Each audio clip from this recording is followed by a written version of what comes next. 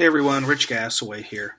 In case you haven't heard, I'm putting together a Situation Awareness Matters tour event in September, like no other that I've done. September 26th is National Situational Awareness Day. Well, I'm taking that a step further and celebrating National Situational Awareness Month. I've had almost a dozen departments contact me with interest in hosting a program that month, but I still have a few slots open. If you want to be part of this celebration and movement, go to SA Matters website and click on the Contact Us tab. If you want to train your members virtually, you can do that too now, online, with the SA Matters Online Academy. The Academy teaches everything you need to know about situational awareness and high-risk decision-making. The Academy has been open for enrollment since January, and we've had more than 700 students enroll. Did you know that issues related to situational awareness are consistently identified as contributing factors in near-miss injury and fatality events? Please, don't wait until your agency has a critical injury or fatality incident. Don't wait. I get to work with departments that have experienced critical injuries and fatalities a lot, and they're some of the most hurting organizations with some of the most hurting people that I know. Don't wait for that to happen to you. Seriously, I can help you take your understanding of situational awareness and high-risk decision-making to the level that it needs to be. Visit samatters.com. Click on the green button on the right side of the homepage labeled Online Academy. For the premium enrolled students in the Academy, they get to participate in a monthly webinar where I have guests talk about important safety topics. This month's guest was Chris Naum talking about building construction and situational awareness. The next webinar is scheduled on June 4th and will feature Joe Prenesti talking about how to incorporate simulation into your command training. Premium enrolled students will get a notification sent to you in the course room along with your login credentials. Okay, that's enough pre-show stuff. Let's roll that podcast intro.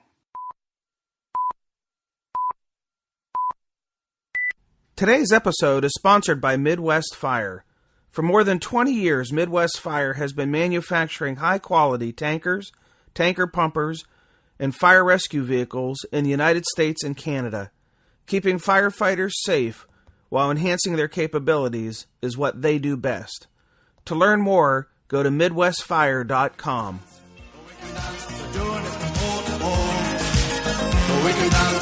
This is Assistant Chief Greg Yost from the Hancock Fire Department, and you're listening to SA Matters Radio Show with Dr. Richard Gasaway. The SA Matters mission is simple. They want to help us see the bad things coming in time to avoid the bad outcomes.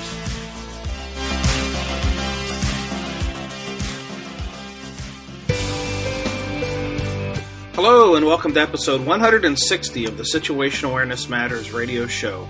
I'm your host, Rich Gasaway.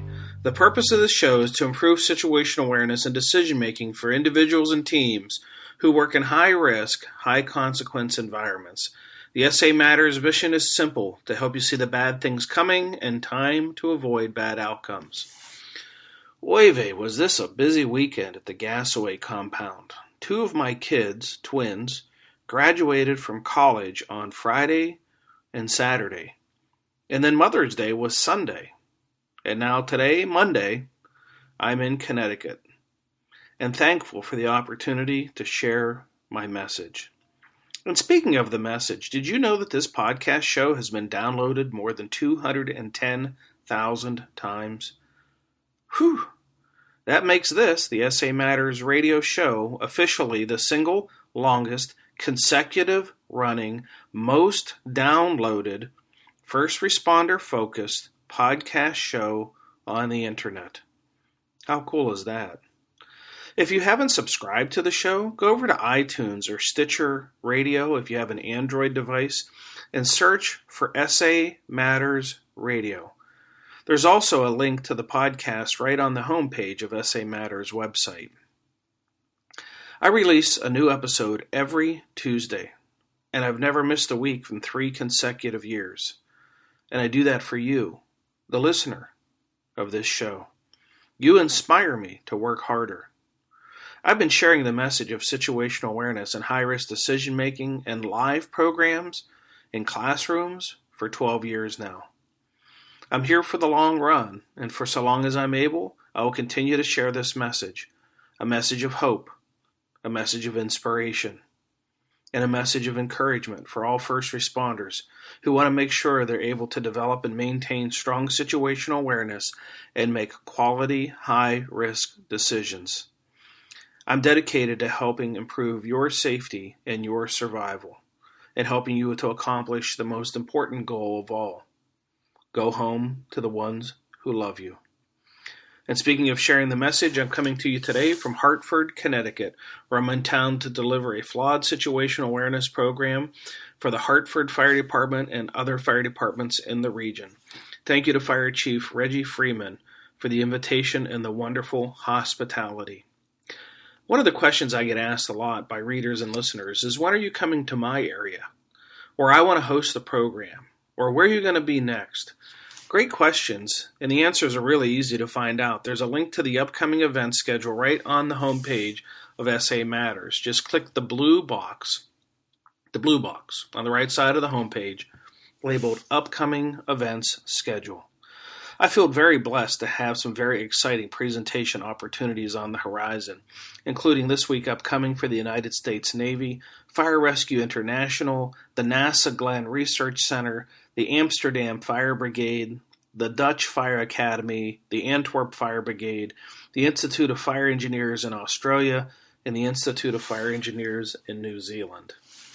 If you're interested in hosting a Situational Awareness Matters tour stop program in 2017 or 2018 for your department or your association or your region or your state or your company, yes, our trainers do programs for private industry too, please contact me through the samatters.com Contact Us tab, and we'll get something set up for you. I promise it's not hard. If you want to save some time and money on hosting a program, and who doesn't want to save time and money, right? There's a tip for how you can get a host the program at a reduced cost. I schedule many what I call companion programs. These are programs on adjoining days to other programs. So if you see I'm going to be delivering a program within a couple hours of your department and you think you might want to tag along as a companion, contact me. You can save as much as 20% off the program cost for being a companion to an existing program. I do roughly 30 companion programs a year, and no one ever complains about saving money. In fact, that's what I'm doing this week. I'm here for 14 days doing contract work for the United States Navy at the Portsmouth Naval Shipyard, and my companions are the Hartford Fire Department, the Stoughton Fire Department, and the Belmont Fire Department. It's really that easy. Before I dive into today's segment, I want to take a moment to mention the Company Officer Development Institute that I've created back in 2009. Some of you know my second passion after situational awareness is developing the leadership skills of company officers, something I did a terrible job of when I was serving as a fire chief. I was guilty of promoting officers before they were prepared to lead others, and that was my fault. And then I got frustrated when they didn't do a good job of leadership of their crews and their stations, and that was my fault too. So I partnered with Indianapolis Fire Captain Patrick Harper, and we developed the Company Officer Development Institute. This program can be customized to run from 2 days to 5 days. And no matter the length of the program, there's never PowerPoint. Did you hear me? No PowerPoint. Can you imagine a week-long class that doesn't use PowerPoint? Is it even possible?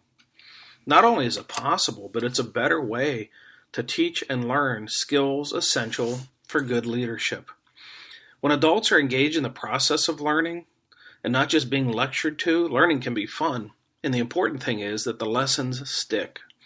We share practical, actionable best practices for leadership, problem solving, conflict resolution, teamwork, communications, motivation, accountability, generational issues, discipline, coaching for performance improvement, and more. So, when you get sick and tired of being sick and tired and frustrated from dealing with uncommitted, unprofessional, undedicated members destroying the morale of your department, and they're sucking the life out of you, contact me for a program that'll teach you and your officers a better way of leadership and committed followership. But don't contact me now. Wait until you're completely good and frustrated, and then I'll be able to help you. We have company officer development programs coming up soon in Texas and Kansas, so you can check my upcoming event schedule. Maybe there'll be one near you if you're in Texas or Kansas.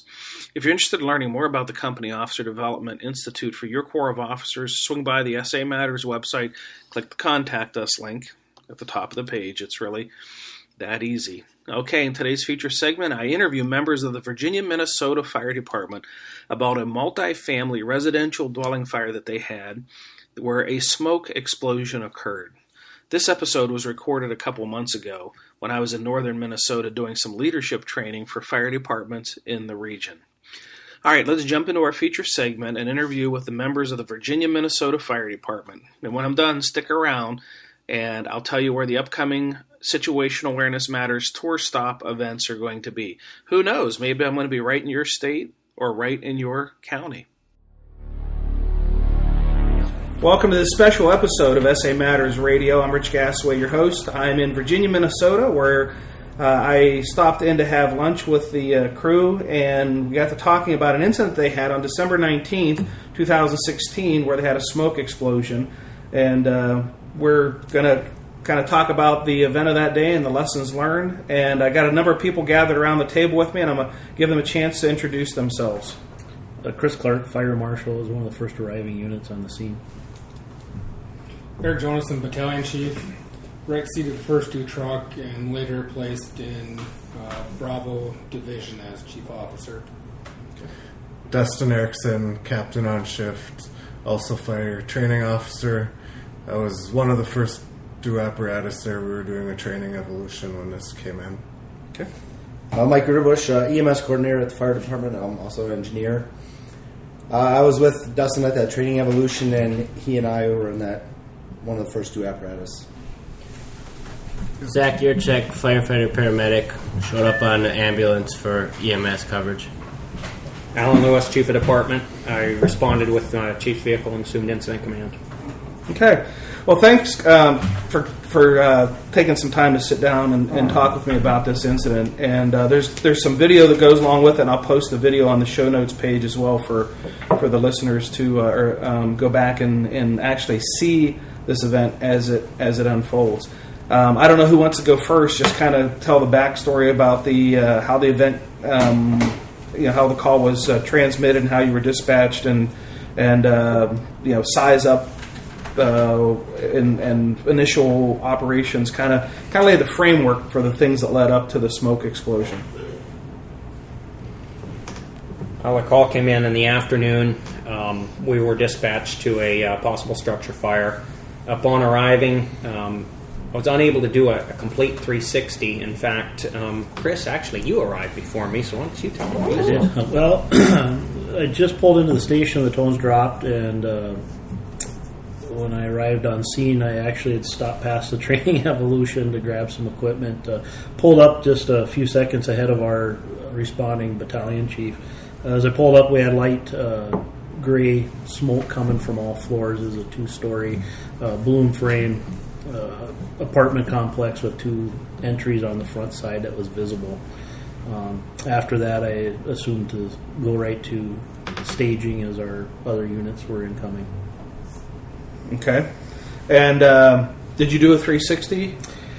More of a 180. Okay. As I drove up and passed. Okay. And was it because there were physical impediments or other things just occupied your time that kept you from being able to get around it, or what? The other apparatus was just seconds behind me, so okay. I pulled up ahead of the scene just because my apparatus was a non-working fire vehicle. Okay.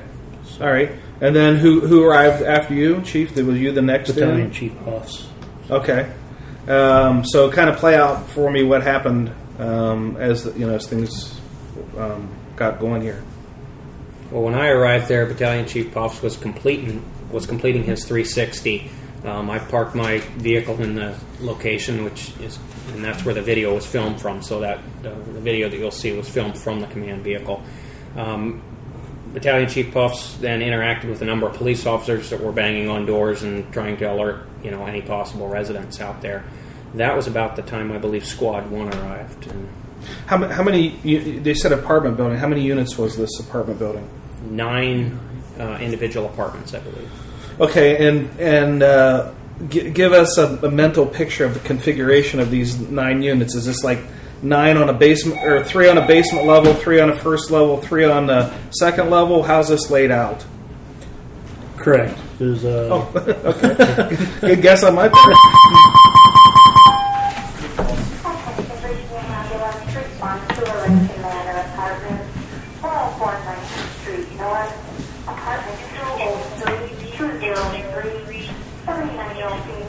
Difficulty breathing is on oxygen. Arlington Manor Apartments, Department 203. Well, it doesn't get any more real than that, right? So we lost a couple people from around the table. All good, though. Let's so 9 units, 3 on the kind of basement level, 3 on the first level, 3 on the second level. Yeah. And then of these 9 units, which one's on fire? Where are we at here with the fire? We had visible smoke, no active flame. On my arrival, it was coming from all 3 floors. It was kind of hard to say where this was. It looked like it was deep-seated towards the center of the building. We just weren't sure on what floor until our crews were able to start coming in. On the 360, Chief Puffs found that there was another entrance on the back side that actually was our basement access entrance. So we actually had 3 entrances to the building, so it was divided up, which hampered some of our initial size ups. And were any of the residents outside when you arrived? They were starting evacuation when I arrived, and as Chief Lewis and Chief Puff started to arrive, officers and tenants were coming out of the units. Okay. All right, so take it from there as to what happened. Well, the squad arrived on scene and then began coordinating with Chief Puffs on an attack, stretching an 1 3/4, I believe, was stretched to the rear of the structure. At that point, we have a box alarm was initiated with the first out dispatch, so we had multiple units from 3 surrounding departments arriving, so they were en route. Fire Marshal Clark moved to the staging officer to coordinate the incoming resources, and an attack was attempted on the fire. I'm trying to think, is there anybody that was on that? No, there's nobody that was on the initial attack team here. So they attempted to make access through that Bravo side entranceway that Fire Marshal Clark talked about. They were unable to make any substantial progress through that basement just due to the amount of materials and debris, and it was really a hoarding type of situation is what they ran into. About that time, the homeowner, the building owner, came to me, and we had a conversation about how many people were still in the, or if anyone was still in the building. I explained our difficulty in accessing the seat of the fire. He told me he had warned that tenant multiple times about those issues. It wasn't new to him, and I explained to him that if we weren't able to make access to the fire, that was going to be the reason why. It was because of this issue. They were not able to make any substantial access to the fire. And I could tell this even before they gave the radio transmissions, because the smoke color was getting darker. It was getting more voluminous. The pressure was continuing to build. When you say they weren't able to make access to the fire, are you saying they weren't able to enter the building, or they entered the building and wasn't able to find the seat of the fire? The latter. They entered the building. They just could not get to the actual seat of the fire. Okay. And how far into the building did they make it? I mean, it's a hoarded condition, so I wouldn't be surprised if the answer was not too far, but how far were they able to get in there with that hoard? Down to the bottom of the stairs, as I understand it, and then about halfway down the corridor between where the stairs ended and where that back bedroom, where the point of where the area of origin was. So they were going to the basement. Yes. And the hoarded environment was the basement unit.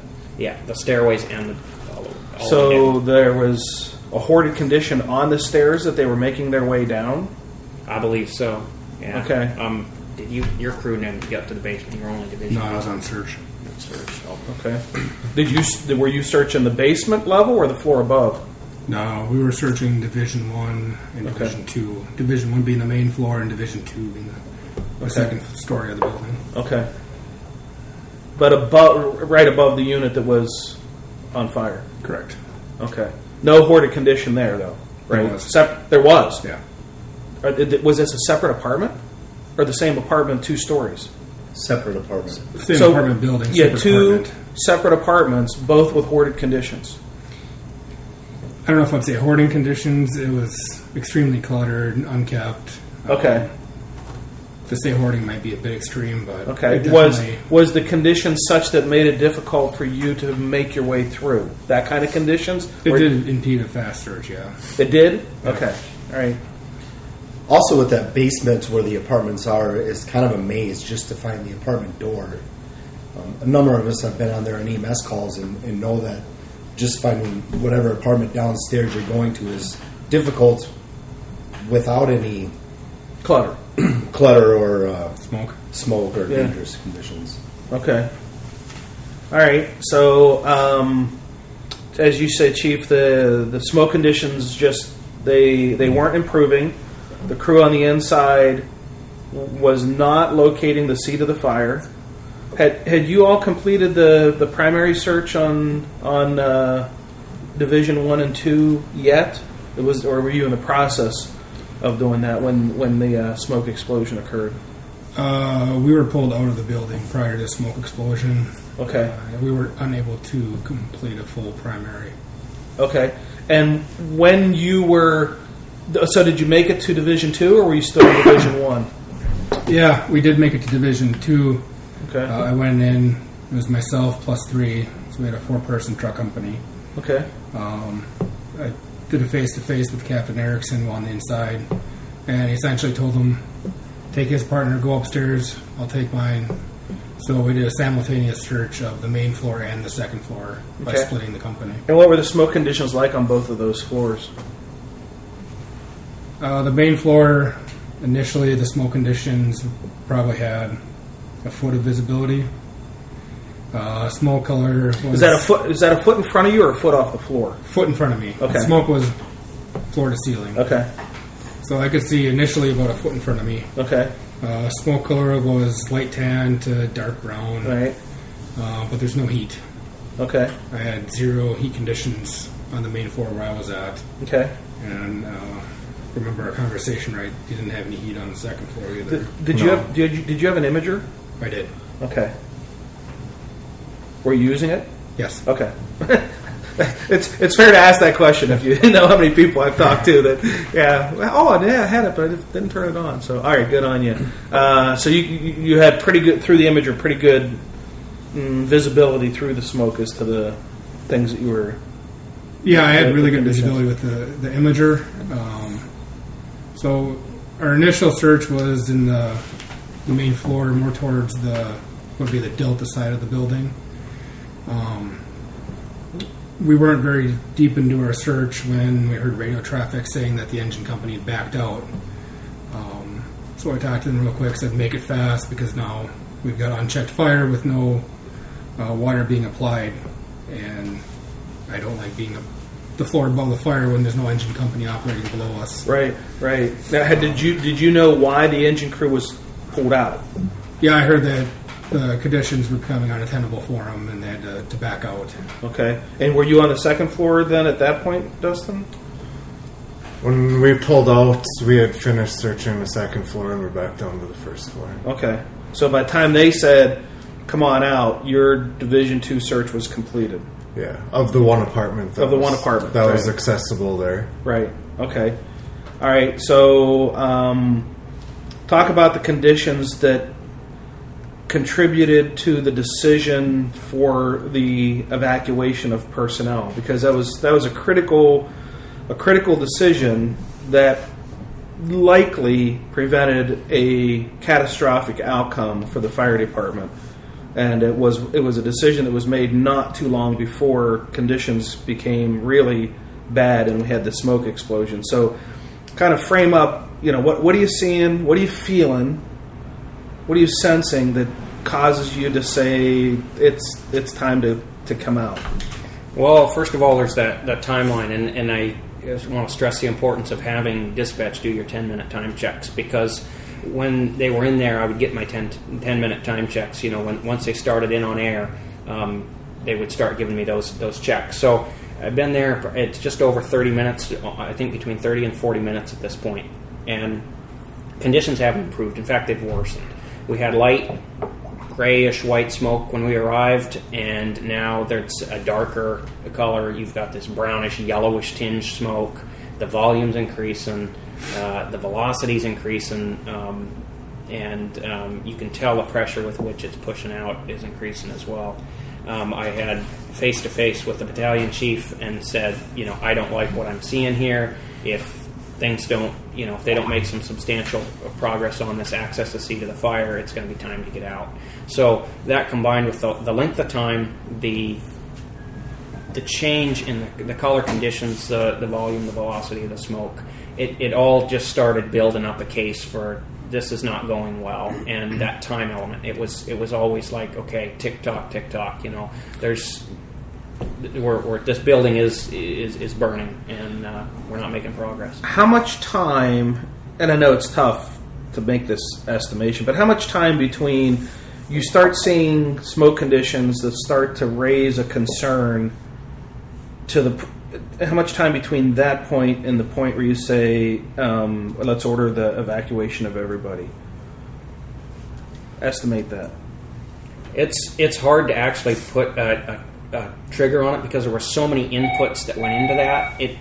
I think there was a point where I just saw a volume of smoke come out and the color, and it was just something, I don't know, it was just like a trigger, like, okay, we're done. This is it. It's all of these things are pointing in the direction. You have a bunch of indicators, and finally you just say, okay, that's it.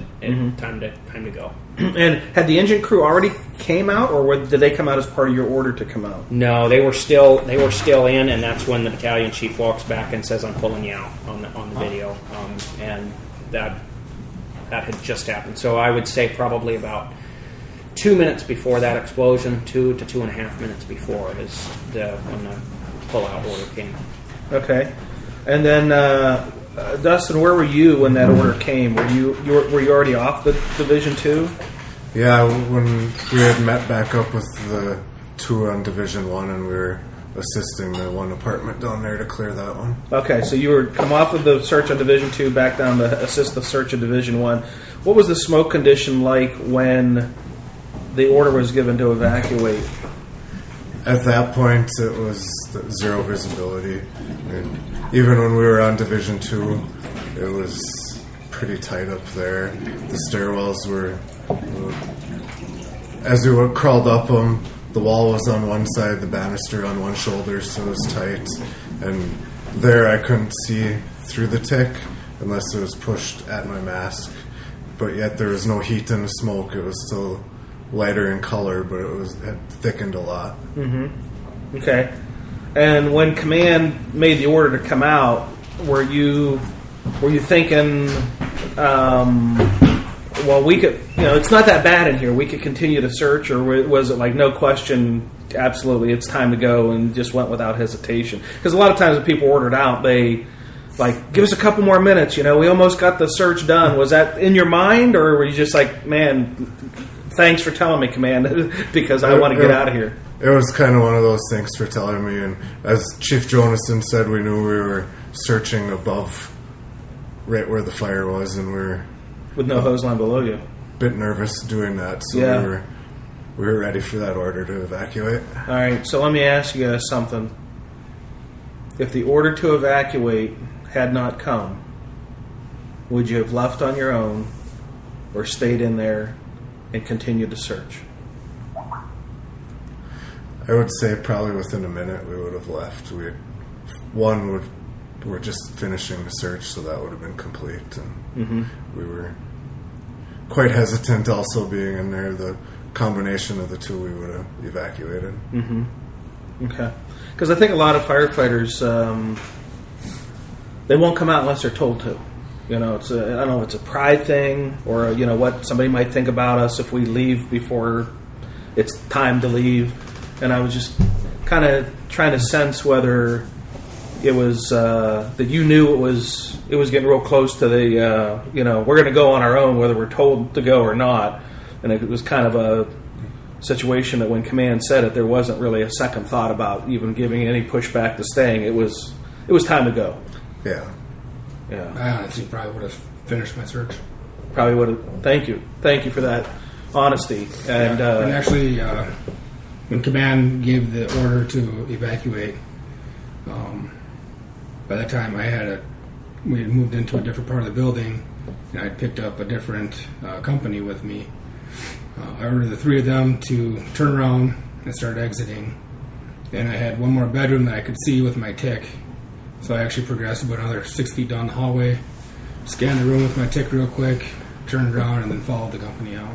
this was after the order to evacuate was given. Okay. Yep. I All could right. see the bedroom door was Yeah. maybe a foot to my right Yeah. in front of me. Yeah. Now, how much time from the order for you to come out to when the smoke explosion occurred? How much time in between that? Say, from the time your feet crossed the threshold to the outside to when the smoke explosion occurred, to give the listeners a estimation as to how close this was. I would say a couple minutes.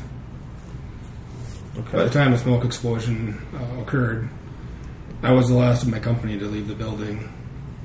My mask was off, and I'd already done a face-to-face with the operations chief, Okay. and that's when I heard and felt the rumble. If you would have went into that last bedroom and there was a victim and you had to pull him out, you think you would have got him out before the smoke explosion occurred? I don't know. Okay.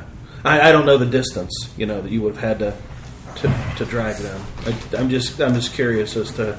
I'm trying to wrap my mind around how close of a call this was for you guys. I think it was pretty close. I mean, because it was really only just a couple minutes from the order out to the smoke explosion, right? So you order them out. Do you know they're out before the smoke explosion occurs? No, that's why you can hear me asking on the radio for confirmation, because I never got confirmation when all the crews exited, and I don't know if that was just done face-to-face and then operations never communicated that to me. I think he knew that they were out. We'd done so much face-to-face, to try to cut down on the radio traffic that Great lesson. when you guys exited the building, there was no radio traffic to operations, was there? I don't remember. We go back and listen to it, and I don't hear anything I don't on the remember radio. there being any, So that's why when it happened, And operations at that point was only feet from us. He was in the front yard right there, too, so he was able to see us. Okay. Yeah, when Kevin came out, he was right in front of the Alpha Alpha Bravo side door. So I face to face with Kevin. Said, I got my whole company out. We're all clear the building. Okay, so the smoke condition is concerning enough to order the evacuation. They come out. You don't know it yet, but they're out.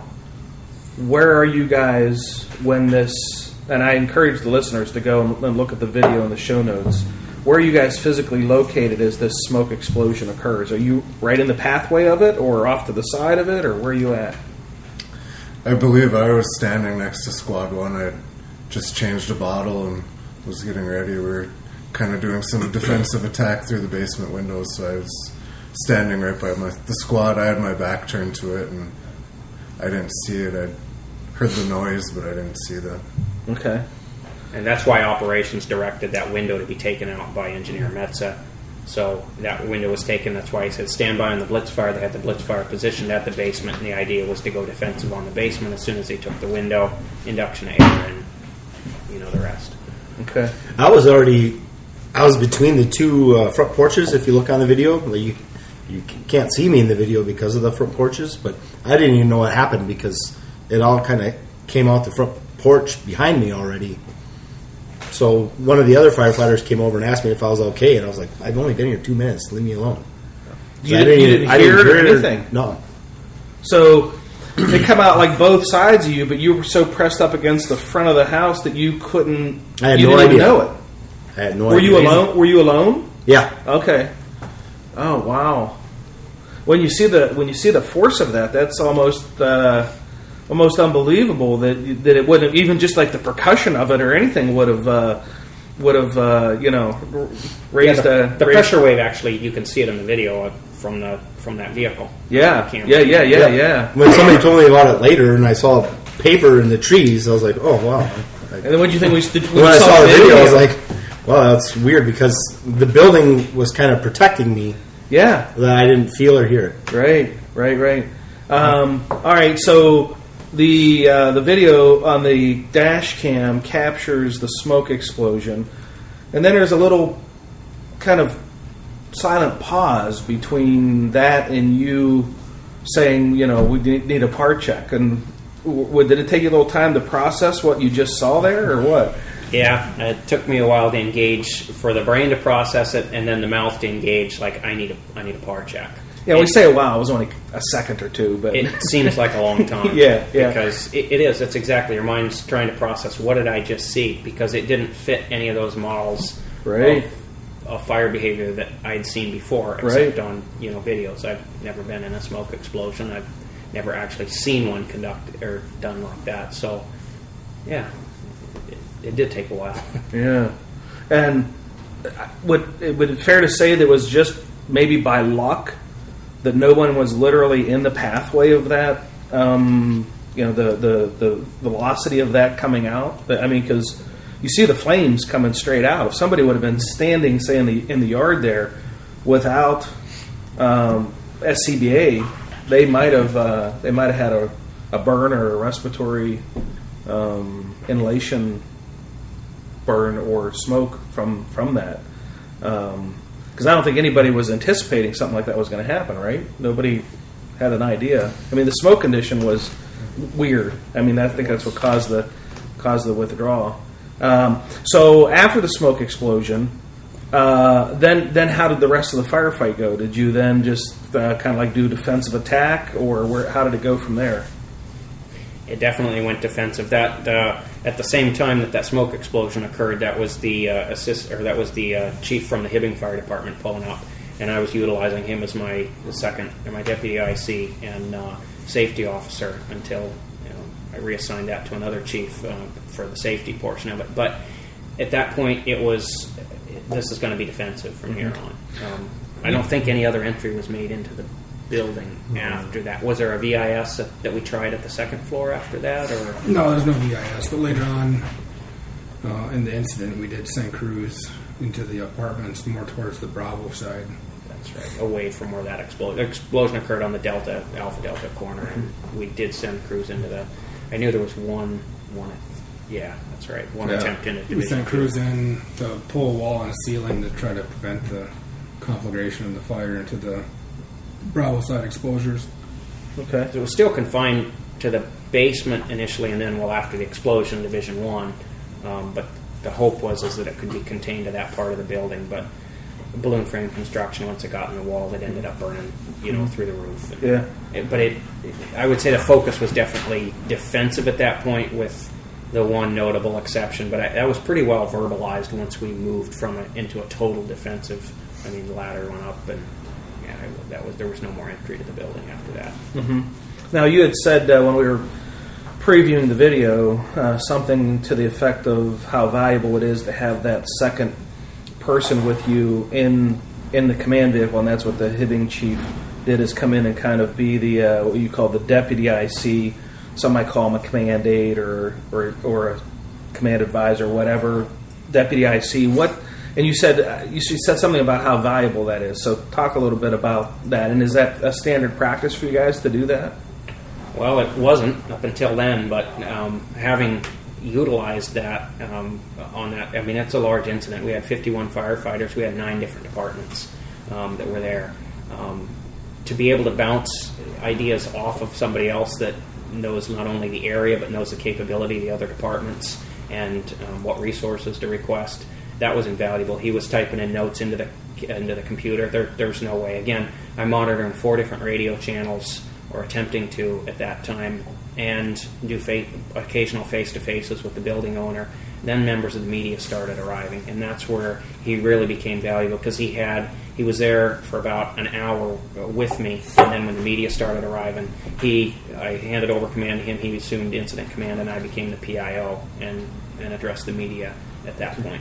Okay. And it was a seamless transition. He just ran it from that point on, just I don't even think anybody knew at times that there was somebody else. They called command, and he answered instead of myself.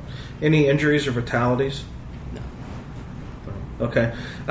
What would be, for the listeners, the takeaway lessons from the first-hand experience of things that you learned from this, things that you do well that were reinforced from this, anything you might have changed as a result of this? And I'm not saying there is, because I don't know. I'm just asking the question.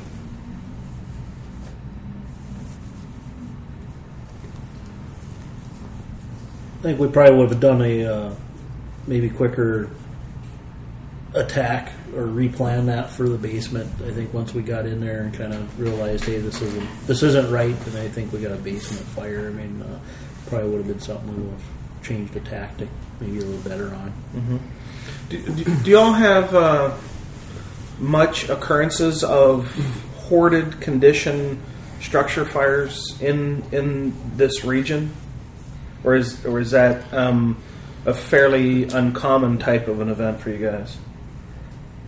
I think we're seeing more frequent buildings going on. As we're getting out and seeing more. Okay. All right. What else were kind of your takeaways from it? I think as a young coming up firefighter, kind of reaffirmed to follow your orders and trust your officers and other firefighters. Those guys got out quickly after they called for everybody to get out, and something bad happened, and it could have been a lot worse. So kind of reaffirms why we train and why we trust each other and work together. Okay. What else? Learn how to read smoke. How to read smoke. Smoke doesn't lie. Yeah. Yeah, color, volume, velocity, density. You talked about those characteristics, and how they, as you said, it tells a story. If you know how to read it, and if you pay attention to it, and if you believe it, it will give you many times an adequate warning of a pretending. And I don't think you, Chief, even thought when you pulled him out that was going to be the next occurring event.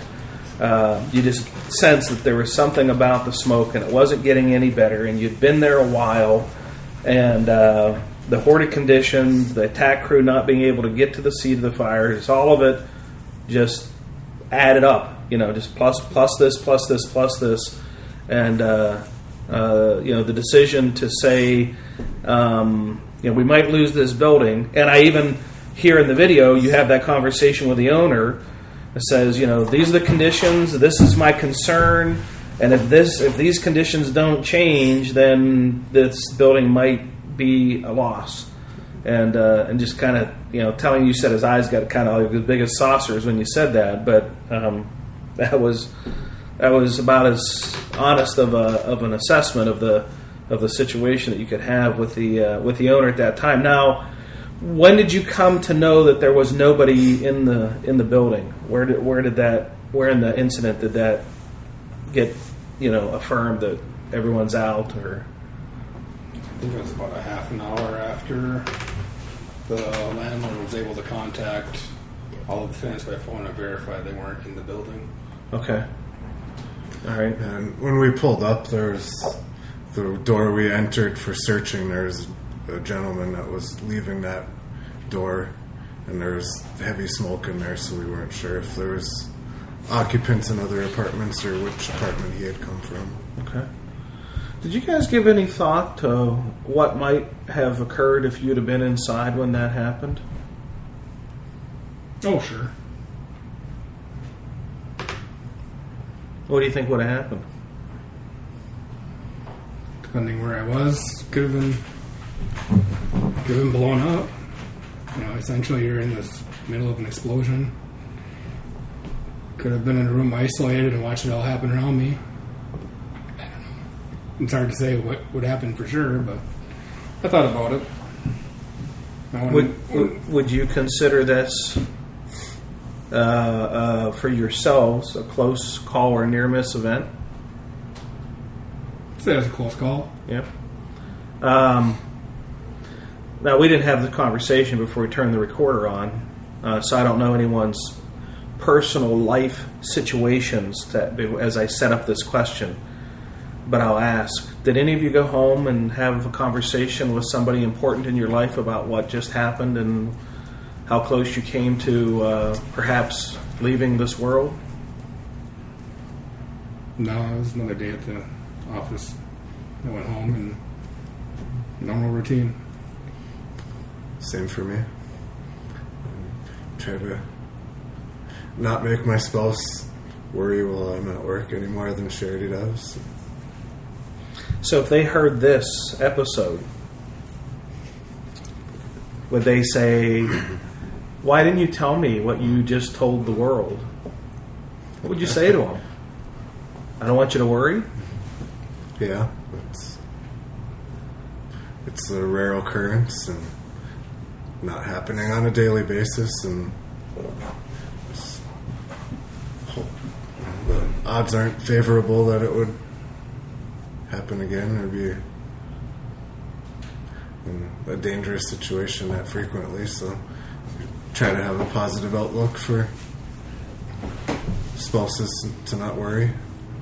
What about the rest of you? Anybody go home and have a conversation with somebody you love about what happened? I never did. I talked to this World War II vet who was 17 in the trenches, and it was his first battle, and his sergeant said, "Are you scared, son?" And he's like, "Hell yeah, I'm scared." And his sergeant said, "Don't worry.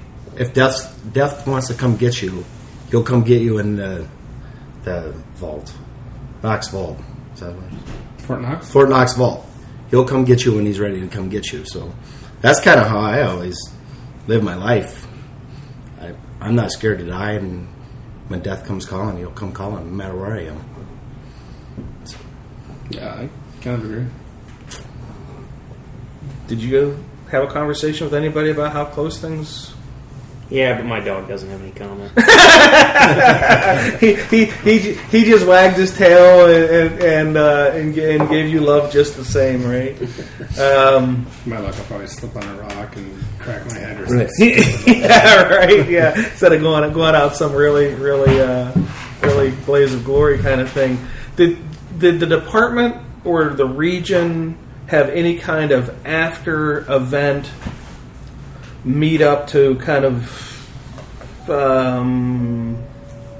summer? I don't want to say critique because there really isn't anything to be critical of. But I mean, did you all get together and say, what did we learn? What worked well? What would we want to reinforce from this? Was there anything like that occurred?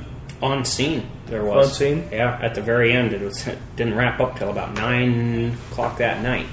And everybody got together and we did a kind of a hasty hot wash. Yeah, hot wash. Yeah, what I was going to say, that's the right word, hot wash. Uh-huh. And just, the comments were made.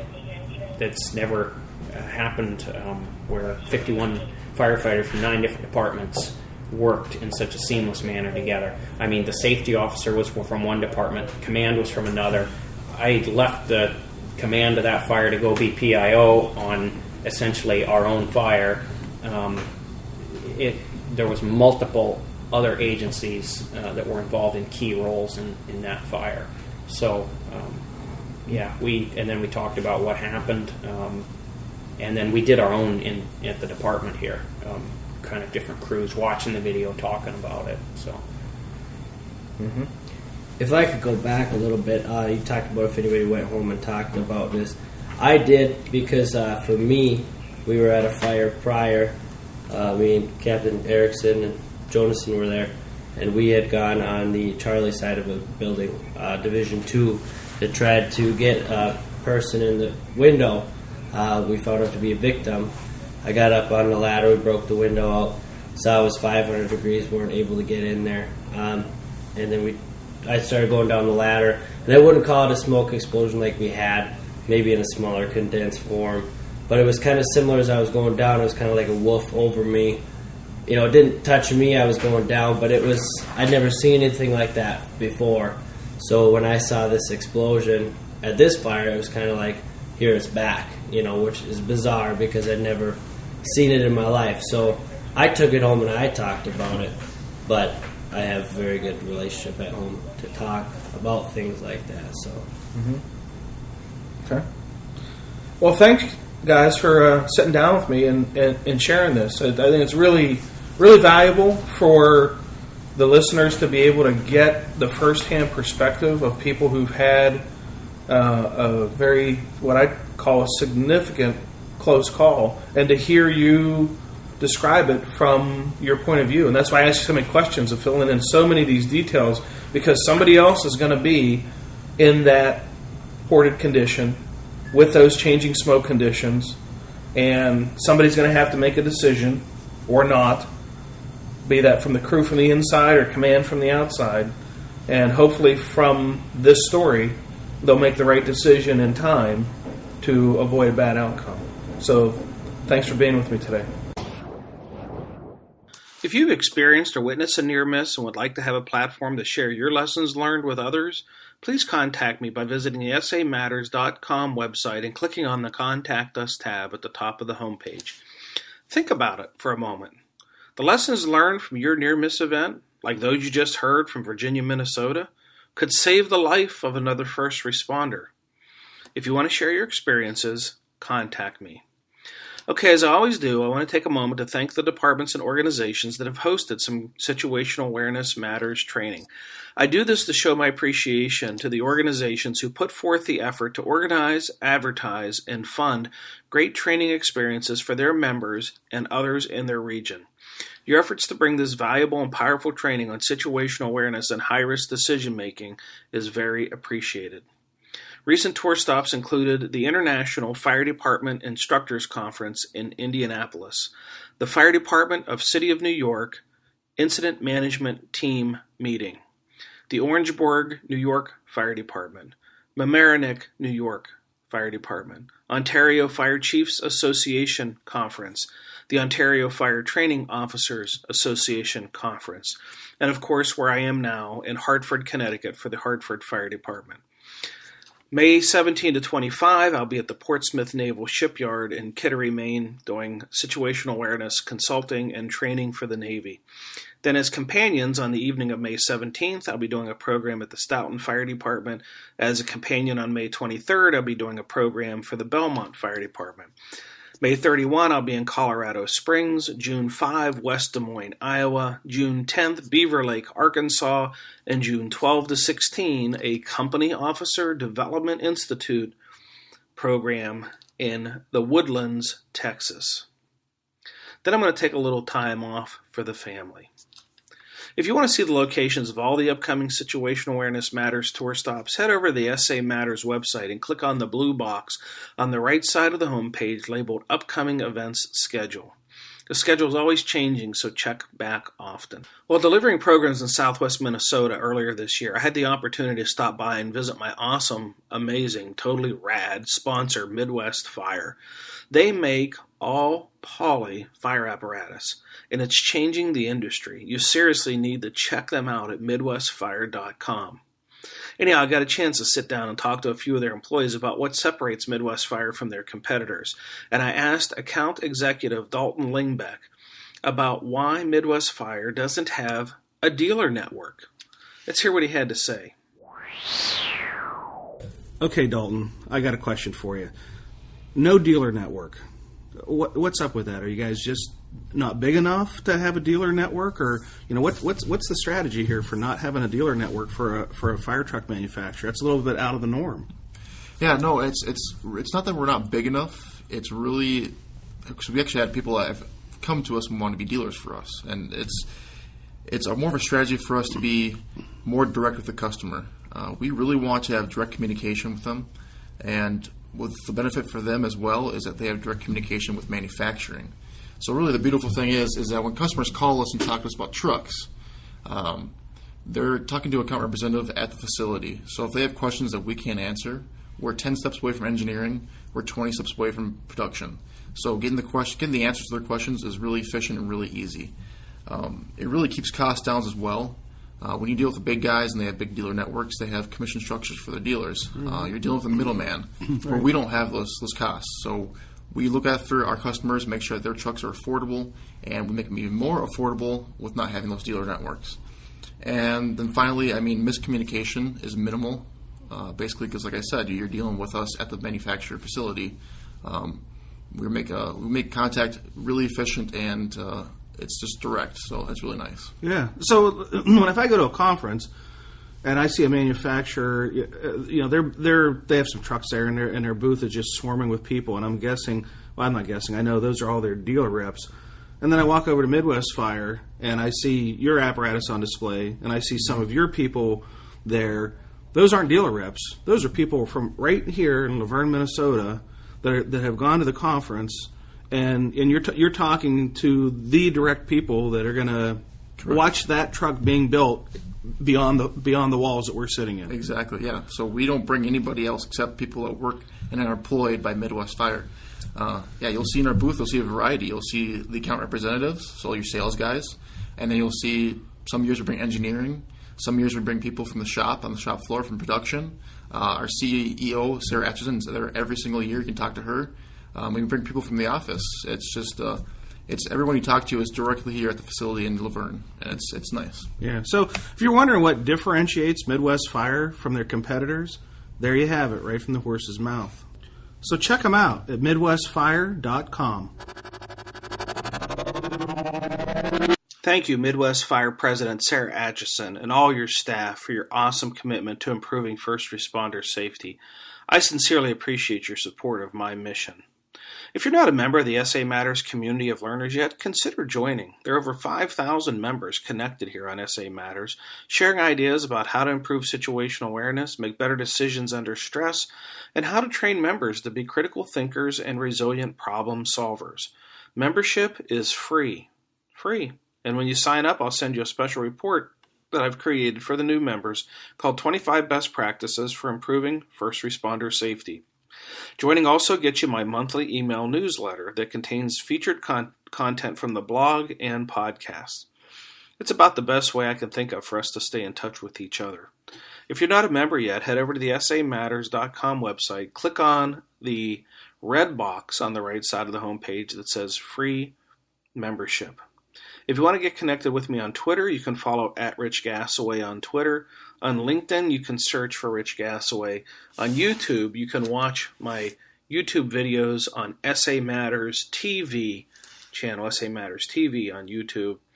And on Facebook, you can like the SA Matters page. Well, that's it. Episode 160 is complete.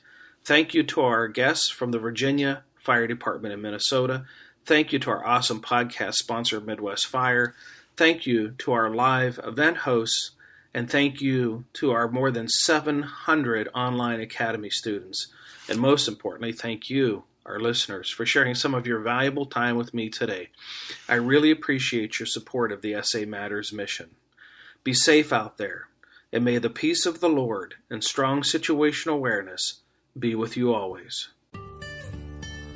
You've been listening to the Situational Awareness Matters radio show with Dr. Richard B. Gasaway. If you are interested in learning more about situational awareness, human factors, and decision-making under stress, visit SAMatters.com. If you are interested in booking Dr. Gasaway for an upcoming event, visit his personal website at richgasaway.com.